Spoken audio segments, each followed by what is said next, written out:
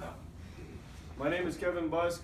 Today I'll be discussing recent events resulting from the presidential election. By show of hands, how many of you believe Donald Trump is fit and qualified to be our president? While some of you believe he is fit to be our 45th president, others don't. And this disagreement has resulted in protest riots and chaos all across America. Over the last few months, I'm sure everyone has heard or seen the news that riots and protesting have grown because of the election results. In extreme situations, people are even desecrating the flag by stomping on it, and some even burning it. I have followed this election closely and spoken with many family and friends, and I am so surprised to see how many different opinions people have on this topic. Throughout this presentation, I'm going to go more in depth on who are the protesters, what they are protesting about, and where they will be where most of the protesting has occurred. Lastly, I will give you an opinion that on this matter where I stand. Who are these protesters? According to an article from New York Times, in Oregon, dozens of anti-Trump supporters blocked traffic in downtown, forcing train delays, and a crowd grew to about 300 people and sat in the middle of the road blocking traffic. The crowd of anti-Trump supporters burned American flags, saying, "That's not my president."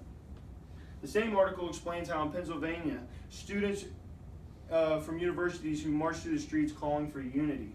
The student newspaper posted on Twitter about an event titled "Emergency Meeting, Let's Unite to Stop President Trump."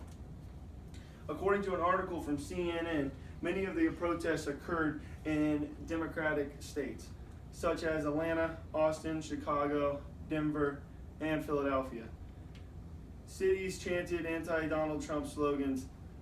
They flooded city streets and some gathered near the White House. Disheartened and dismayed, "Not my president, not today," was what was heard across the nation. What are they protesting? A report from CNN stated that a group from protesters in Iowa had two main goals. The first goal is to let people know that Trump is against people of color, immigrants, and LGBT community members, and our nation will not stand for it and will not be quiet about it. The second goal was to make a statement to address the country's political instability and make sure Trump's plan is not established and in effect within the first 100 days. Activists stated that they will be in force on inaugurational day, and there's a quote from Thomas, demonstrator in Philadelphia Washington Post: "We want the government to know that they can no longer ignore us." Where are they protesting? Recently, USA Today reported that protests were in Chicago, New York, Los Angeles, Boston, Washington, D.C., and several other cities. This election, estimated 2,000 protesters shouted angrily in downtown Seattle, expressing their frustration at the Trump victory over the Democratic Party. All over the world, people are protesting against Trump, including Europeans, Philippines, and members in the Middle East. This short video shows an example of how foreigners are frustrated with our future president.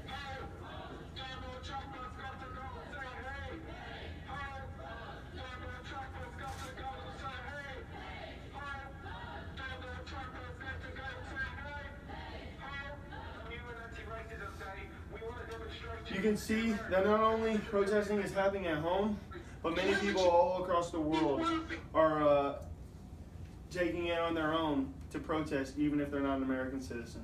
They do not support Trump. My opinion. I believe that Americans have a right to disagree. I also believe that we have the right to come together and stand up for what we believe in. What I do not agree with is an extreme level of disrespect towards our future president. The riots and protesting are getting out of hand, and we must keep our composure and learn to be opinionated in the right way. Blocking traffic and damaging private property does not solve any issues. Many people would claim that Donald Trump is racist.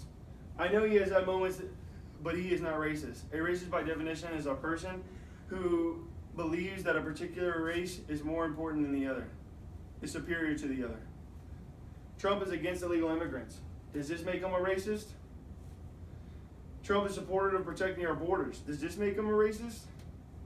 Many people know Trump well, and they're baffled with claims that Trump is racist. I believe that he is stern and sensitive at times, but he does not agree that one particular race is better than the other. Trump is qualified to be our president. He is a natural leader who has spent years building his business. Trump is engaged with politics for decades and understands foreign policy and trade agreements. Whether Trump is qualified or does not give society the right to riot and cause disturbance of the peace. There were nearly 908 incidents across the U.S. in the following 10 days after the election. This is clearly unacceptable. Is this true unity for our commander-in-chief? No, it's not. We as a country need to stand together, Democrats and Republicans, to be behind our new president, who is elected by the American people to lead us for the next 4 years. I don't always stand up for what Donald Trump believes in, but I believe that this great nation will not be divided by one man. Thank you guys for listening to my speech.